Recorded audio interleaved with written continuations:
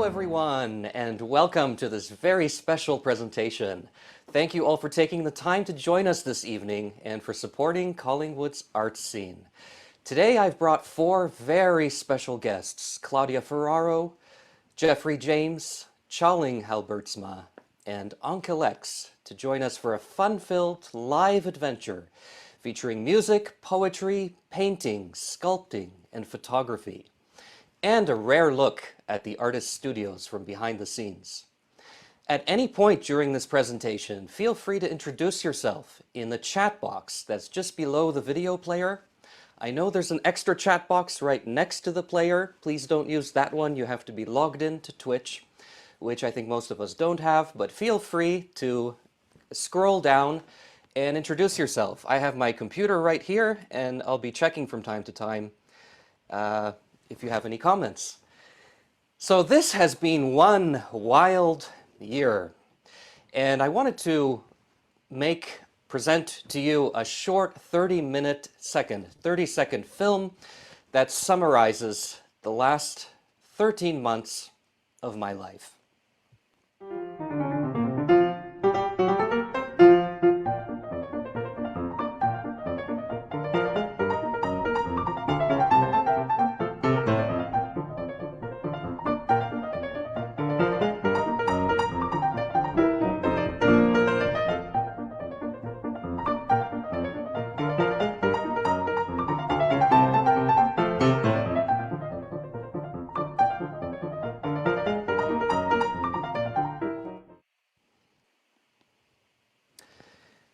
A good friend of mine, Jim Campbell, artistic director of the Festival of Sound, once likened running a music festival to a jigsaw puzzle in which the picture keeps changing.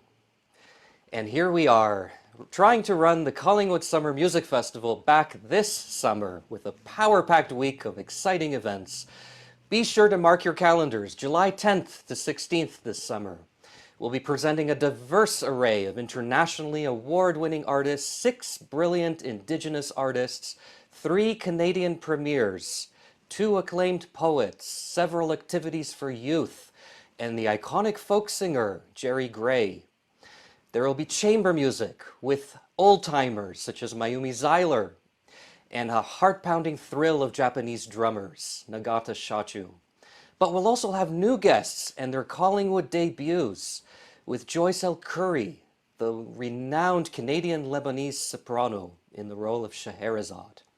Every event will be live-streamed this year, but we have a amazing digital team, professionally live-streaming all our events with a Q&A session and pre-recorded paintings, aerial drone footage, crazy stuff. And we invite you to join us digitally. But we're also working on a drive-in concept using the New Life Church's spacious parking lot.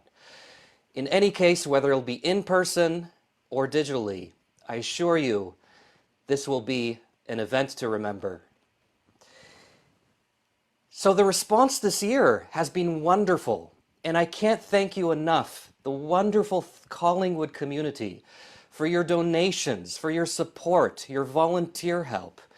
It is not the month of May, and we are already 70% of the way of reaching our target goals this summer.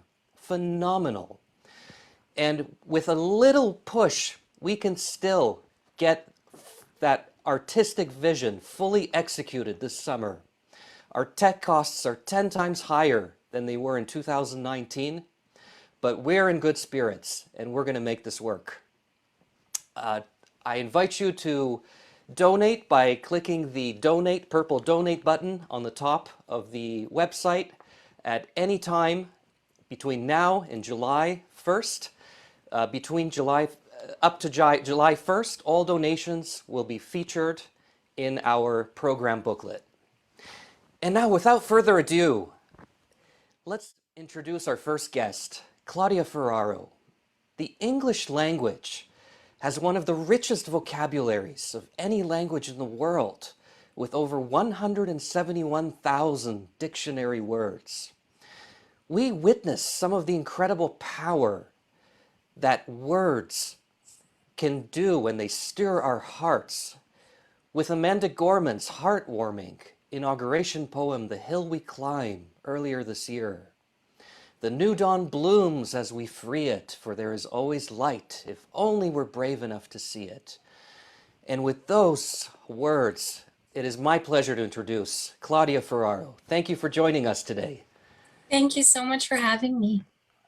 I know you've had a super busy day. Already at noon today, you hosted your own event. We're in my shoes with your own very special guests. And we were quite Yeah. frankly a little worried about you this last week. We hadn't heard. And I know you're super busy with Dalhousie University with your final year. Tell us a little bit about your experiences in remote learning and how your poetry may have been affected. Yeah. Well, I owe so much to Dalhousie.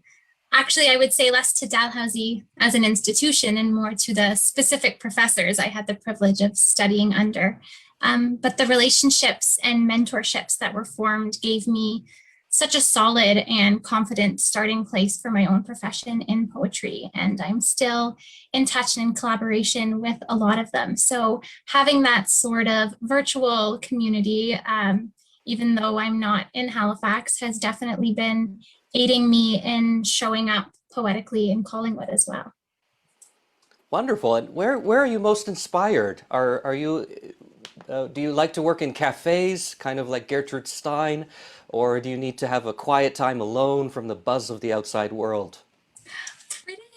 I would say a mix of both, I guess. The biggest and most constant form of inspiration for me is the land directly around me. So right now that's Collingwood in the traditional territory of the Iroquois and Anishinaabe. But I would also pick my cottage up in Tobermory as my favorite place to be really inspired and write. It seems funny to be saying after the distant year that we've had, but I crave that radical sort of solitariness when I'm really wanting to write for myself. And my cottage just has a bunch of really weird, uncanny, beautiful, peaceful, sometimes spooky vibes to it that are really palpable and almost move my pen for me. Wow. Now, would you consider yourself an introvert, like so many poets? I noticed that so many of your favorite poets that you had mentioned in prior interviews, like Terence Hayes, Langston Hughes, are very much poets that look inward and challenge traditions in many ways, but in any case, they view poetry as a kind of borderless genre. Hmm. I would say that I am an extroverted introvert, and which I think in a lot of ways poetry could be defined like that too, because my personal poetry practice is very solitary. I usually pen poems when I'm alone or when I'm alone in a big crowd, like a crowded bus is one of my favorite places to write. So the actual writing is a super personal and solitary thing. But then for some reason, a poem never feels finished to me until it's shared, until someone has heard it or felt it, or there's been that human connection made. And so there is an outward performative aspect to poetry that really uses the extroverted side of me and completes the poem's journey kind of from me or wherever it came from. Usually that's somewhere outside of me, but for the sake of this equation, from me to the page and then to somebody else. Wow, extroverted introvert. I love that. Can I use that? Absolutely. I think it's a real term. I think I've heard it said before. Wow, this is my first time, and I think it captures so many performers who need the outside buzz of the world to kind of look inward and share Absolutely. some of that inward expression. And when we last talked, I was wondering if you could pick out something from your collection that has to do with autumn. It's a very special time of the year where we have the vibrant colors of the autumn's leaves, but at the same time, we seek preservation and change and look emotionally inward to reconnect with ourselves, getting ready for the more solitary confinement of winter, especially this Mhm. last year. So I was wondering if you have some of your work that could show that kind of side that we artists love, perhaps of autumn leaves, October kind of climate. Yeah, absolutely. I have two poems to share with you guys today that are kind of related to that theme. This first poem was penned in the autumn, so it feels fitting for this evening. It's the first in a series of poems, so it's just titled One, but the larger collection of poems that it comes from is called A Body Time Can Live In. And it's a sort of meditation on the disenchantment of youth. Thank you. Youth is staring at the clock without blinking. Cups are spilling, mouths are missing. No one is here to be old enough or remember the credit card number. Meanwhile, clocks are losing and blinking first. Meanwhile, youth can't decipher dreaming from thinking, is sleeping in a black room, is screaming, it's disgusting how me I am, whether hometown or Hollywood. The black room approves and shrivels at the stench of them. Pheromones rise and smirk, I want to lose and be a sore loser. The way dead leaves and dried flowers are prettier. Youth hates that riddle about the silent falling tree. Youth loves the way autumn is always ending and beginning, the way it takes our time without asking and makes a fun game out of falling. How its winds whip things through space without reason. Youth cracks the window, wind, can I come? The walls buff their obscurity and stand tall like they are bullies. They are. If a leaf falls or a body shrinks so that the space around it grows, is that not an act of freedom? Thank you. So the second poem I wanted to share is also sort of an angsty, gloomy poem. It started off being about a devilish nicotine habit I had and ended up sort of being about a lot of other things. So the second poem I'll share today is titled Embarrassed. I like the quick degradation, like death that barely touches when it comes, like a building collapsing too quickly to see that it wasn't always just a pile of dust. I like the fog and the moisture, like the grayness from my finger to the street, like listening to how my body responds like bed springs, barely holding on. I like the bastardization of the whole damn thing, like the way my child knows this differently, like that we refuse to and it makes us delicate enough to still be dying. I like us as yellowing warnings, like we the slopping pennies, like we lovers of the rage of it, quiet beholders to the sway of it. I like it, but I'll never say any of this. The push and the pull and the hate of it, flick and flame and hiss and spit and blood and veins, sorting out all of this, like bodies chomping at the bit and bit. This nothing expanding but the chest. This where else but here would we be? With a girl on Chester Hill, being a friend, other uses for the hand, becoming sad at the word empty. I like this feeding as an entropy, like that the hunger exists to find me. Toronto at the ending of winter, cold street, cold wind sweeping. I like this before I like to breathe, before I like to have my hot coffee.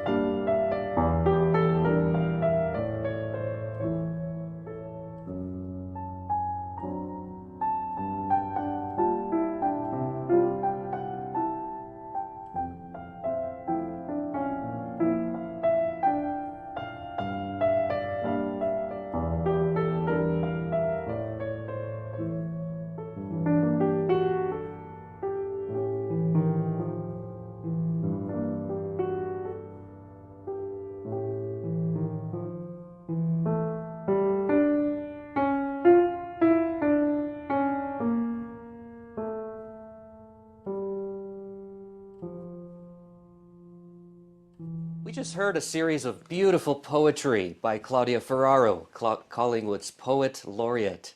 Thank you, Claudia, for sharing your work that dates back to the autumn months.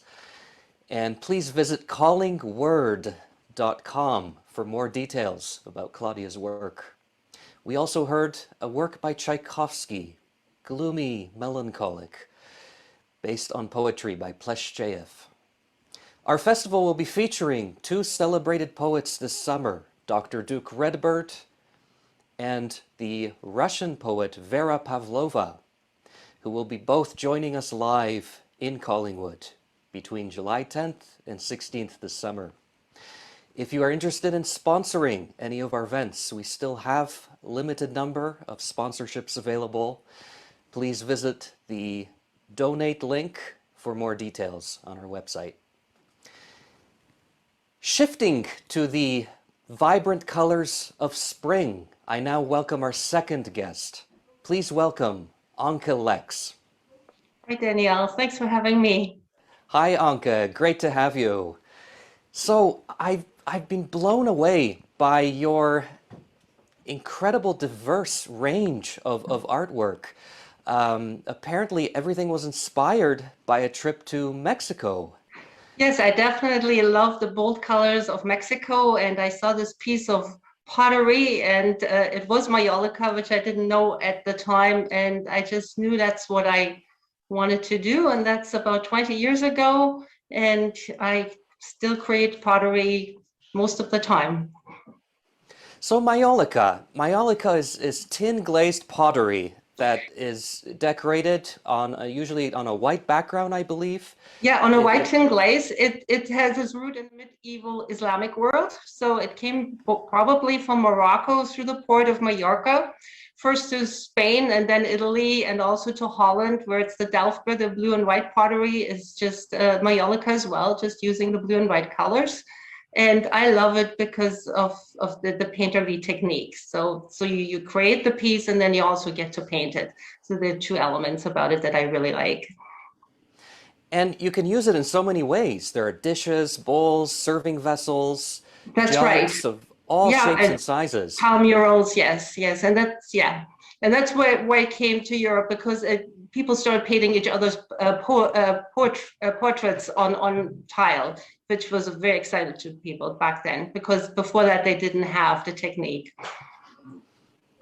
Gotcha. Yeah. So what was the name of the Mexican town where you first came It was across this Oaxaca. art? In Oaxaca. So we Oaxaca. spent a couple of winters there when the children were small, and I started to do pottery, and our son took marimba lessons, and we all went every evening to the Casa de la Cultura, where we were all welcomed by just like tourists. We were able to join with everybody there.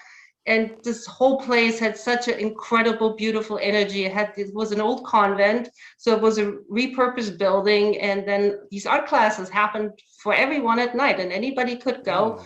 And it was fantastic. Yeah. So that was a big inspiration, really, for everything we did after that. Yeah. So that was your first hands-on experience. You actually got to make it in those courses. That's gotcha. Right. Yeah. Could you kind of walk us through absolutely short yes. version? I have to tell you, I have a very tiny studio, but it kind of still reflects the feeling of Mexico, you will see. So there's one of my larger pieces. It was inspired by Betty Woodman, and it's a tile vase that sits in front of the building. So I had a large installation show like that a number of years ago. And this is the studio here. And it's a small space, and there's a lot of work in progress, so it's a little bit of a backlog here. So that's the slab table where I wedge the clay, and that's the reclaim. So that's all the clay I reclaim when pieces break or the shavings from trimming. And I work in two clay bodies. I work in stoneware. This is more like the functional things here. So that's a stoneware clay, and you use it for dishes like mugs, jugs, and it's because it's more durable than the earthenware, which I love. And here you can see the difference. That's the earthenware, and that's the red terracotta clay, and it fires to a lower temperature, so you get the bold colors. So you trade off the durability for the boldness of it. And here I have a tile piece that's just ready, that needs to be put together. If you can see it there. And these pieces they've been made and they're drying now. They're waiting for the bisque firing, the bowls here. And these vases, you can't see them. These vases, they already had the bisque firing. So they're waiting to be glazed and painted. So that's the next step there. And then you can see my wheel right there. So it's all very nice and tight in here. And then this goes out to the kiln. It's again a very small space, but it just works. It works well in here. So that's the little studio where it all happens. And then I also have a studio gallery at my house, which is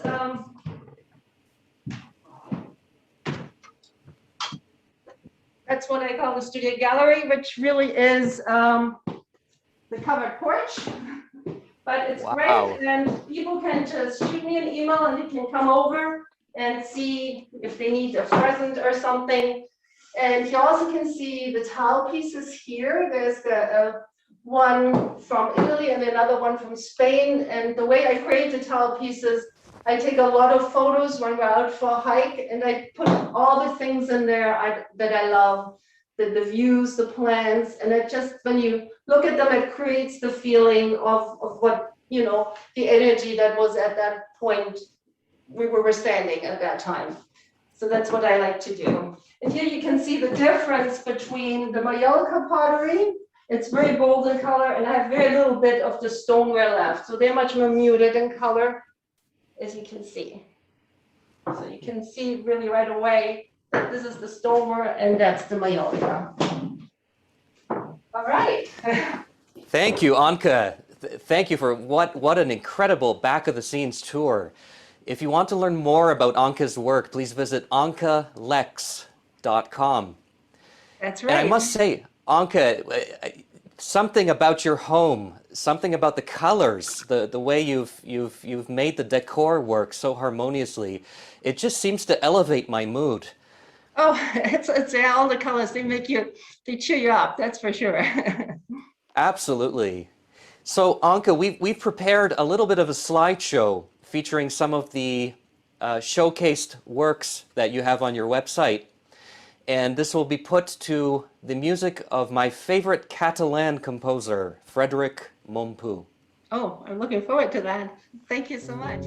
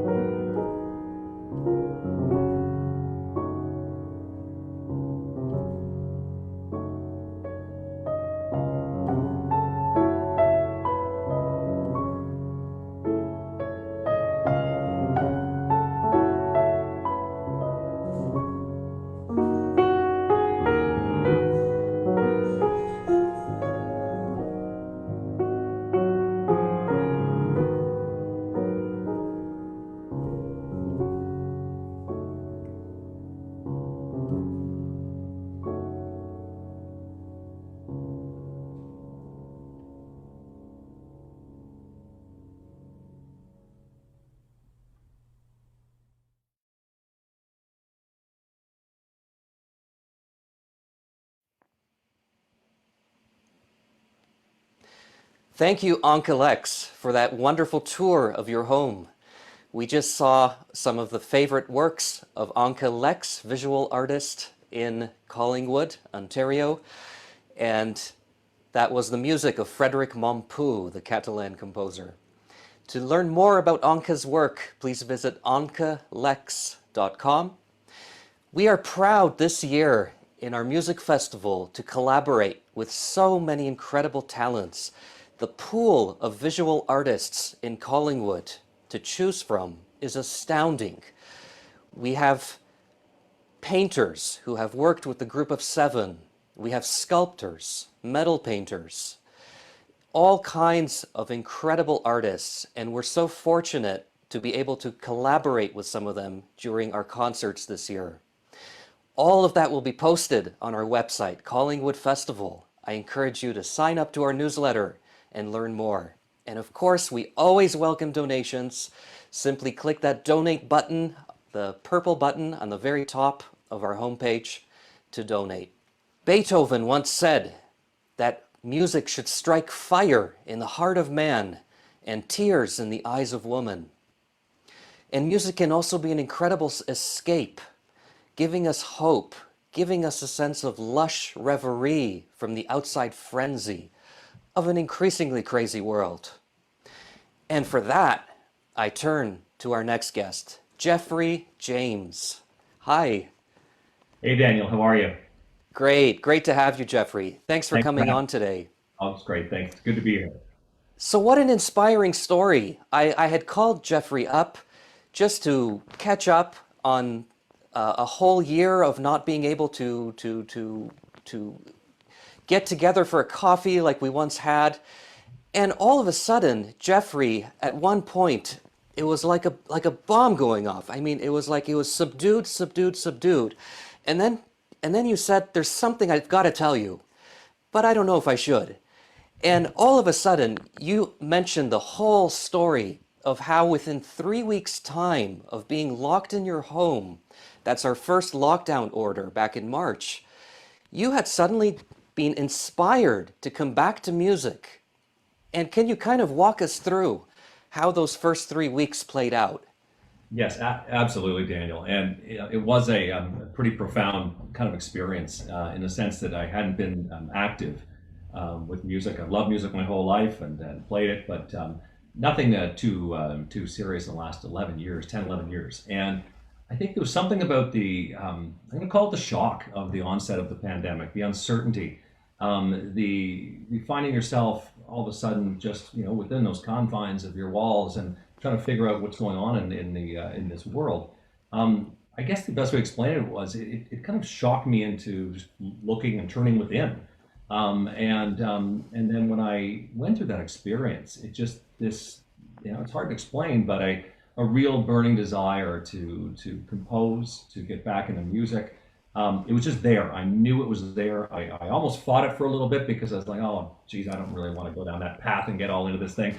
And I couldn't fight it. It was really there. And I sat at the piano. We have a piano right in our kitchen here in the house. And I sat down, started playing for the first time in years. And I quickly knew, I just knew what was coming out of me. And I knew it had, the doors, the floodgates had to be allowed to open up.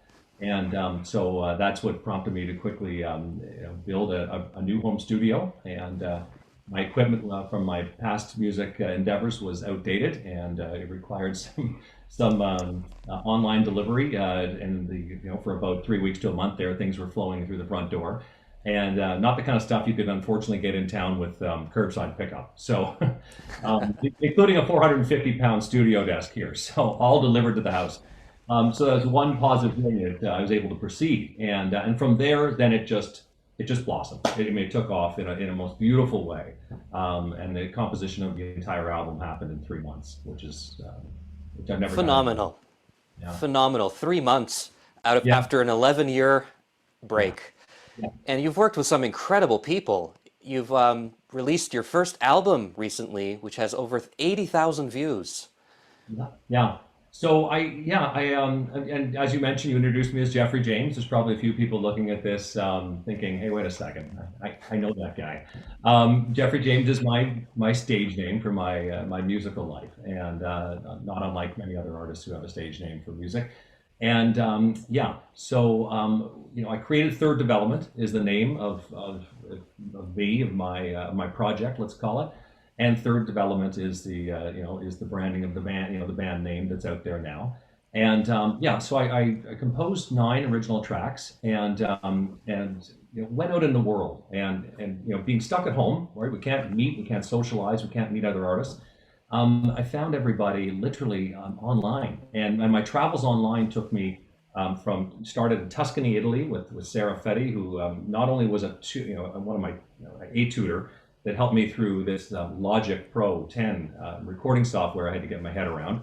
Lots of YouTube learnings as well, but Sarah tutored me on that all the way from Tuscany through Skype. And then it turns out she's a mix engineer, so a trained mix engineer. So I told her I just written a song within 3 weeks of her teaching me some stuff, and I sent it to her, and she really loved it. And she said, "I'd love to mix this for you." And it turns out she plays bass as well. So Sarah has been there as a co-producer and mix engineer, and then one of the vocalists is from Manchester, UK. I've got a flautist from Helsinki who plays in the Helsinki Philharmonic Orchestra. I have a second singer I've worked with on this latest single, Mila Sade, and she's in Atlanta, Georgia. Album artwork was done by Cosmic Eden, who's down in Houston, Texas. And all of my work, the full album of 9 tracks, plus the most recent single that really wasn't meant to happen, but it just did, was all mastered by Grammy-winning mastering engineer Emily Lazar in New York City. So the travels, and then it comes home. We've got a video that was the first video that was created and produced right here from Kenneth Peter, who's in Meaford, and the second video was produced by Rich Meisner in Toronto, and some incredible choreography from Aaron McAndrew, who is a dancer locally here, a dance instructor, and an incredible choreographer, and she's in Meaford as well. So there's a great local connection with a few people here that tied in with the whole global connection as well. But it's been fascinating. It's been an unbelievable year. It's hard to believe that a year ago today, Third Development did not exist, the studio did not exist, and I wasn't playing any music. So it's incredible what the pandemic actually did in a kind of a weird, ironic way. So, what an incredible inspiration to other, musicians who perhaps left it back in their childhood, and it's just incredible that there's really no late time to start music again. And what I love about how you just walked us through were all the many hats you had to wear in a record amount of time. And that kind of reminds me of a quote by Leonard Bernstein, that to do great things in art, you need a good plan and just not enough time to accomplish it. And here within a few months, you've done performance, composition, mixing, producing, mastering, all with the assistance of people located all the way across the world. Could you maybe, since you're back kind of sharing your studio space right now, show some of your favorite sounds? Sure, yeah. And I'll just, I can provide a little sample here that'll give you a little behind the scenes in terms of just the power of recording software today. So like if you picture a 4-person band out there that gets together and jams all the time, and maybe the drummer shows up one time to a session and she says, "Hey, I stumbled across this great beat, check this out." And she starts playing the beat, and all of a sudden the guitar player is like, "Hey, that's cool." And and then the guitar player starts doing some new riff that they've never done before, but it matches, they're inspired by that beat. Being a solo artist here with Third Development, it's just me, except for the people I brought in to do their parts. I'm using this incredibly powerful software. It's my Sarah Fetty in Tuscany called it Logic is a universe. You'll never explore the entire universe of Logic Pro 10. But it's like having 6,000 bandmates instead of the 3. So it's real. It's not just a sound. It's actually instrumentation in different progressions and things, and which I'll never get to explore all of, right? But you can explore enough to get going. So I just put together a fun little thing here, which to show you, I've got a very world vibe with Third Development. There's different sounds, different instruments, some different styles. The first album is Chill Electronica, let's call it, with 9 tracks, 6 of which have vocals, 3 instrumental. And the latest single, I keep joking, wasn't really meant to happen, but I just wrote it by accident. Shining On is more of a pop anthem, pop song. And anyways, so with the world vibe here, I'll just show you something I've done here. I'm going to bring in some instruments, and there's going to be like an Afghan guitar here, and then throw a tambourine on top of that because it just sounds kind of cool and it sounds like it should happen. And then I'm going to add some congas for a little beat there, and then that just gives you an example of what I listen to when I hear these different sounds. And then that inspires me to play, and I just play things I've never played before, but it just comes out. And the first little bit I'll play, which is just first couple seconds, will be matching the mood of the music, the exoticness of the world vibe, let's call it. And then I'll show you, like what I've done a lot in third development is I brought in a lot of more traditional, chill electronica kind of sounds that aren't world vibe, but they go with the world vibe. So I'm blending these different sounds, which really is the story of third development. I mean, it's a stage for people from all around the world to contribute to, and the sounds reflect that. So I'll just go here. I'll start with the that Turkish guitar, and I'm just going to add a few more instruments. You'll hear them all layer in. You'll hear me play a little bit that kind of goes with that theme of that Turkish market, and then you'll hear a couple chords at the end there that aren't like the Turkish guitar, but they go with it, and I think it's a neat little example. So here we go. Hopefully you can hear this well. So we're good.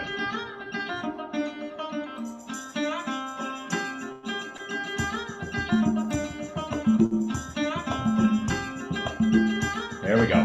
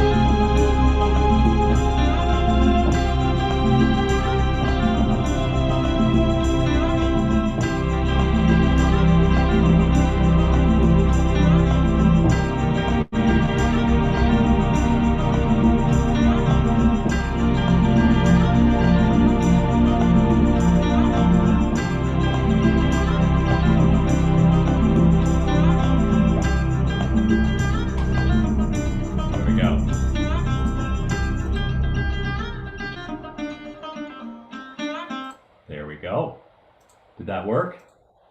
Thank you, Geoffrey. Dark, dramatic, wonderful. Let's now hear one of your favorite works from your album, Shining On. Okay. Are you okay if I play a little intro here and just talk about that? Absolutely. Let's hear the story behind it, and then we'll transition to a nice professional version. Hey, I try to be quick because I love I could talk about this all night long, So I'm waiting for my album of the first 9 tracks. The album name is The Thought of Tomorrow, for the first full album that launched January 1st. And I'm waiting for this whole album to get mastered by Emily Lazar down in New York City. And it was in October, and really antsy and couldn't wait to hear the final product. And so I just fired up the studio one night, and I just needed a break. And I again, sampling with these different sounds and everything, I came into an orchestral percussion kit. It just was big, and it moved me, and it was powerful, and it kind of thing when you're putting on a suit of armor and you're going somewhere, and like literally, whatever that battle is you need to take on. And here was a dark October night. We're heading into winter, and it's a COVID winter to make it all worse. And I just immediately listened to it and was moved, and I immediately played these chords that I felt were very powerful, very moving. And the song was born, and I wrote the song in one night. I cleaned it up the next 2 nights, just did some little things to it, but I wrote it in one evening. And then I figured it's a pop song. It doesn't go with my other music. I'm gonna have to shelf it. And then it just kept calling me, saying, no, it's too big, it's too powerful. And so I went and found a different singing style, different singer, because it wasn't that electronica chill kind of vibe from my first album. And I found Mila Sade in Atlanta, Georgia. And I said, I got to go with this. It just feels right. And Mila performed incredible vocals on this like power and incredible vocals for Shining On. And the song, again, I just didn't really realize how it was going to fit into everything, but we launched it as a single, and then I launched the video just a month ago, and the video has had 87,000 views in 1 month. And the fascinating thing about this, and with Spotify streaming as well, you get to see who your audience is because they track us all, and you get to see who they are, and the demographic and the geography. And when we look at Shining On and who's listening to this, the number one country in the world listening to that right now with all these streams is Brazil, and then the second is Argentina, and then it's USA, and then it's Mexico, and then India. So you've got no Canada in there. Like these are the people that are being drawn to this music and listening to it. Interestingly enough, some of those countries are just in a terribly tragic time right now, and I don't know. Like these people are connecting through me, to me via Instagram, and I'm getting these messages every day from like this morning from India, from Argentina, just yesterday, and lots of messages in the inbox thanking me and saying this song is giving them hope and inspiration, and it's beautiful, and they're checking out my other music as well. So that's wonderful. Yeah, I'll just Ray, play. let's have a listen to Shining On. You bet. I'll just give you the intro because it just speaks to kind of the drum beat I heard, the percussion that moved me, and then I'll just throw some chords on top of that to show you, and then here it goes. Great. Yeah.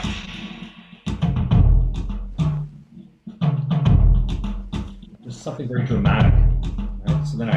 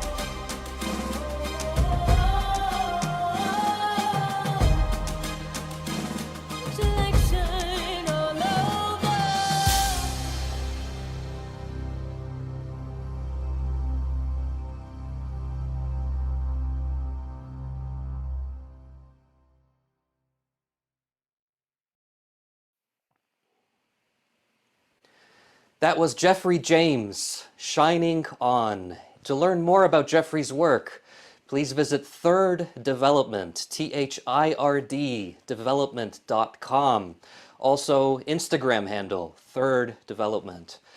Geoffrey James, finance by day, rockstar by night. We're so proud to have RBC Dominion Securities sponsoring our festival's inaugural concert this year, and we look forward to hearing more of his music-making adventures throughout. That was dark, dramatic, and also in Beethoven's favorite key of C minor, a kind of therapeutic escape from a crazy world. Thank you, Geoffrey.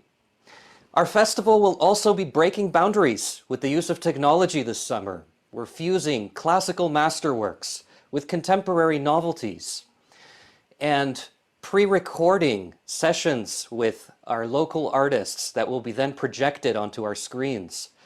This will be a phenomenal summer to explore some of the technological feats that are available to us, many of which we may not have even touched upon for the next 10 years or so. So we invite you to join us this summer, July 10th to 16th.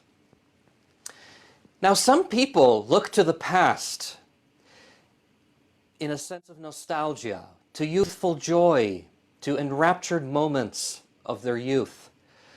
Others find solace in the future. One thing is for certain, we are all increasingly tied to our gadgets.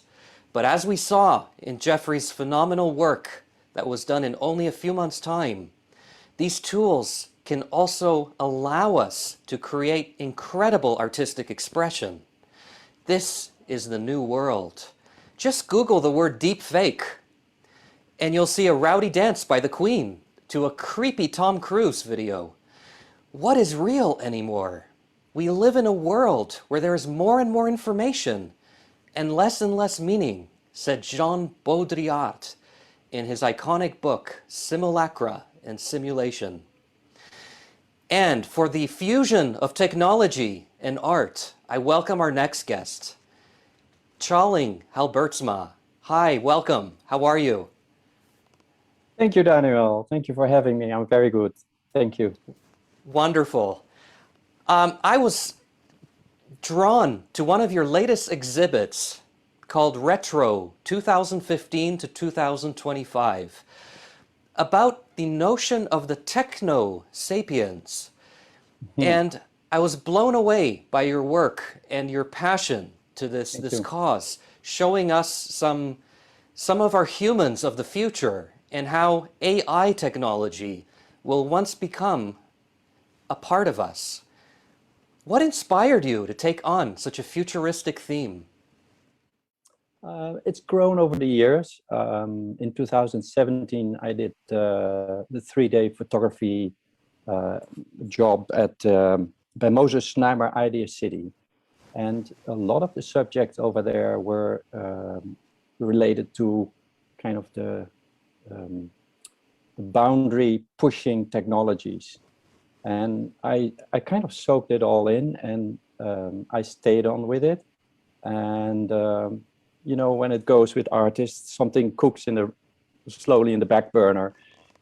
So I read about it. I looked at movies and all the kind of stuff. But in the end, I could make up my own idea, what I thought was interesting, important.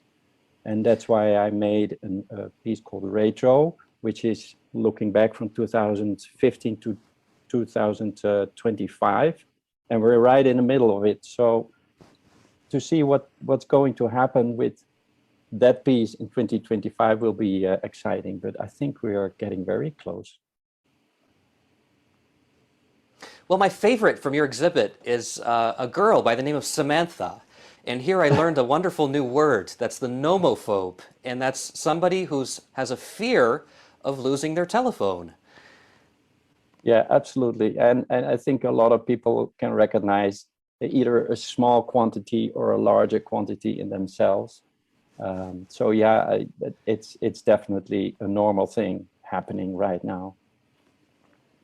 And tell me about your other exhibit called Gathering, which is slightly more traditional and shows some of that old school tableau vivant with some stunning portrait photography.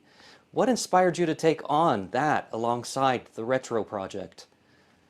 So in 2015, I started at the Georgian College doing a photography program for 2 years. And before I started, I already had that kind of that vision, what I wanted to do, but I had no clue how I was going to do that. So I needed some education for that. In the end, I realized that I got a couple of prizes at the end of the school, and with that money I could go to Toronto and rent a studio and equipment and a crew. And so I did. And so I explored that specific project, which is actually, I'm looking in the mirror in that project. I'm looking at all the emotions, all the aspects that I have, and all the memories of certain phases of my life. So it's a meditation exploration of who I am, but then theatrical, dramatized, and it took a while to recognize all these parts of yourself, and then you have to put them outside. And if you look at the image, part of it is definitely a darker side and a lighter side, and in the middle is the balance. And it took me more than a year to complete that project, because I did things I never done before. It's a large print project. But in the latest exhibition, which is called Past and Present, a lot of people could kind of resonate with one or more personalities over there. Yeah, so it was very interesting. Wonderful. Thank you, Tjalling, for that wonderful adventure, both into the future and into the past. I wanted Thank you very much. Absolutely. And your portrait photography, I don't know what it is. When I look at it, I'm moved. I'm stirred in incredible ways. I not only see myself and aspects of myself, but I'm incredibly moved. There's one portrait you have of an old man, kind of with all, very realistic, with a dark, dramatic background. And I could just see in a flash the man's story right in front of my eyes. His struggles, his pain, and also his flair from youth, having, first dating scenes. Just an incredible life story. And the way you can capture that on a still image is truly astounding work. And we really look forward to seeing more of such incredible photography. Thank you for joining us, Tjalling. Thank you very much. Really appreciate your words.